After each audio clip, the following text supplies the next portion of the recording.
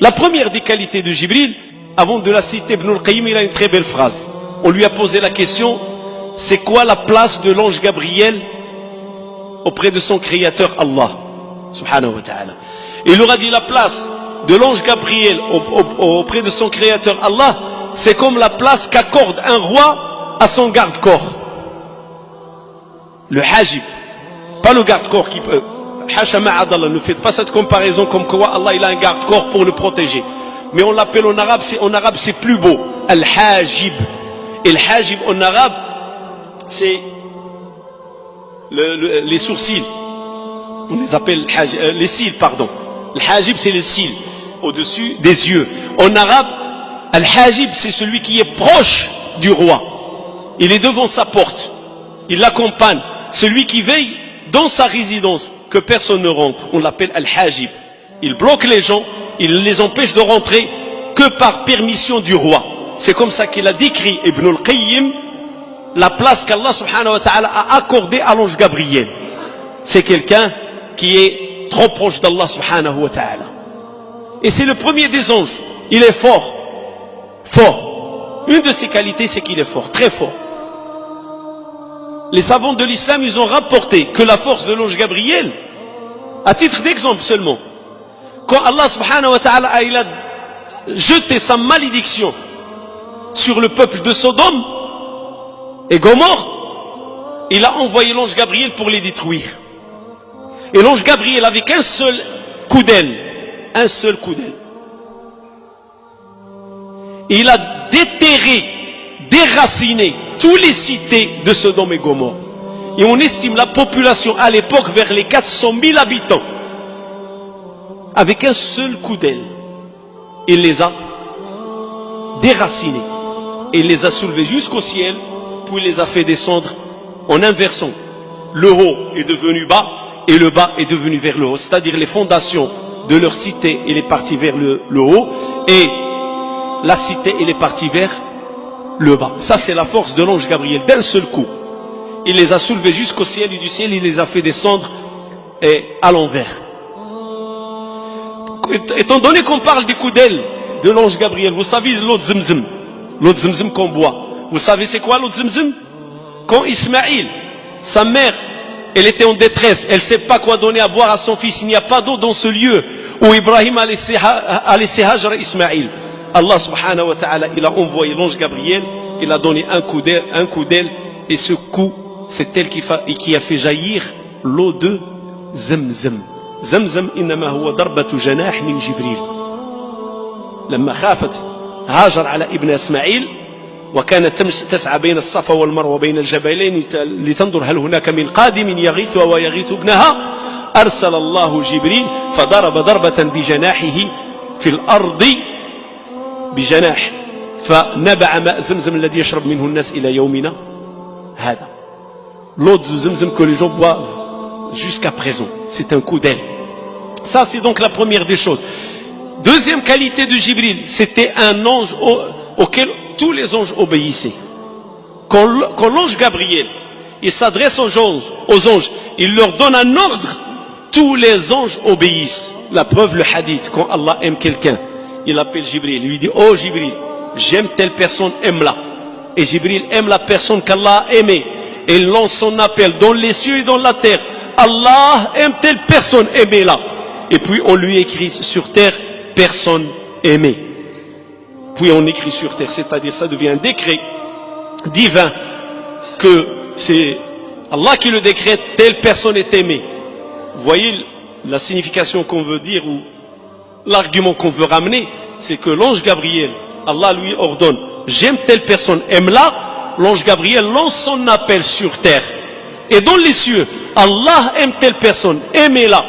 Et les anges des cieux, tous, sans exception, aiment la personne. Ils obéissent à l'ordre de l'ange Gabriel. Pourquoi? Parce qu'ils savent que l'ange Gabriel détient ces ordres de qui? D'Allah subhanahu wa ta'ala. Ce qui nous ramène à la deuxième qualité. C'est que Jibril, c'est un homme ou plutôt c'est une création, de crédibilité. C'est quelqu'un de crédible. Amin. C'est-à-dire Allah subhanahu wa ta'ala, la amana, le wahi c'est une amana. La révélation c'est une amana. il a choisi une création parmi ces créatures qui s'appelle Jibril. Et lui a dit, toi tu seras le responsable de cette amana. La relation entre Allah et ses prophètes et messagers, c'est qui parmi les anges? C'est l'ange Gabriel. C'est lui. C'est quelqu'un d'ami. C'est quelqu'un de noble. C'est quelqu'un de noble dans son comportement, dans son éthique. Quand le prophète sallallahu alayhi wa sallam s'est fait agresser à Taïf, on lui a lancé des pierres par les enfants, il est fou. L'ange Gabriel est venu le voir. Il n'a pas apprécié. Il lui a dit, Allah a envoyé avec moi 2 anges qui sont responsables des montagnes. Tu n'as qu'à donner ordre. Et je leur donne l'ordre d'écraser les 2 montagnes sur les gens de Taïf. Ils vont les écraser. Alors le prophète il dit, Allahumma ghfir li qawmi fa innahum la ya'lamun. Oh Seigneur, ya Rabbi, ya Allah, pardonne à ma communauté, elle est ignorante. Et puis il dit à l'ange Gabriel, peut-être Allah subhanahu wa ta'ala fait naître à 2 des enfants qui vont dire la ilaha illallah. Et c'est ce qui en est. Des enfants qui ont attesté l'unicité d'Allah subhanahu wa ta'ala. L'ange Gabriel, il avait 600 ailes. Maintenant parlons de sa création, comment il était au niveau de la création. C'était quelqu'un de très beau. Il a une sagacité. Et il avait 600 ailes. Et le prophète sallallahu alayhi wa sallam ne l'a vu avec ses 600 ailes que 2 fois. Et c'est notre mère Aïcha radiallahu ta'ala anha qui le confirme. Il a dit, la première personne qui a posé la question au prophète concernant l'ange Gabriel, c'était moi. Et il m'a dit qu'il ne l'a vu que 2 fois. La première fois, quand il lui a parlé dans la grotte de Hira, il est sorti de la grotte et il a dit, je l'ai vu couvrir avec une de ses ailes entre le ciel et la terre. On ne voit plus d'horizon avec une seule de ses ailes. Et l'on avait 600. Et je l'ai vu, Inda Sidrat al-Muntaha, dans la limite du monde céleste. La limite du monde céleste où personne après cela ne peut avancer. Et je l'ai vu, il avait 600 ailes. Ça c'est l'ange Gabriel. 600 ailes. Et chaque aile couvre entre le ciel et la terre. Pour vous dire qu'Allah subhanahu wa ta'ala il crée, il fait ce qu'il veut. Voilà l'ange Gabriel, qu'est-ce qu'il en est. Et on a dit avec un seul coup d'aile, il a fait quoi? Il a déterré toute une population de 400 000 à peu près. C'était la population de Sodome et Gomorrhe. Alors quelles sont les leçons? Parce qu'il ne faut pas rester seulement sur les récits. Qu'est-ce qui en est de l'ange Gabriel? Il est beau, il est fort, 600 ailes, quelqu'un de confiant, quelqu'un de crédible, les anges lui obéissent. Mais quelles sont les leçons à tirer? Vous savez, ça nous arrive dans la vie qu'on écoute qu'il y a des négociations commerciales, des négociations sociales, des négociations politiques. Et on dit parfois que tel pays ou tel organisme, il a participé avec un haut comité de très haut niveau. Et cela donne une lecture pour les journalistes et pour les analystes.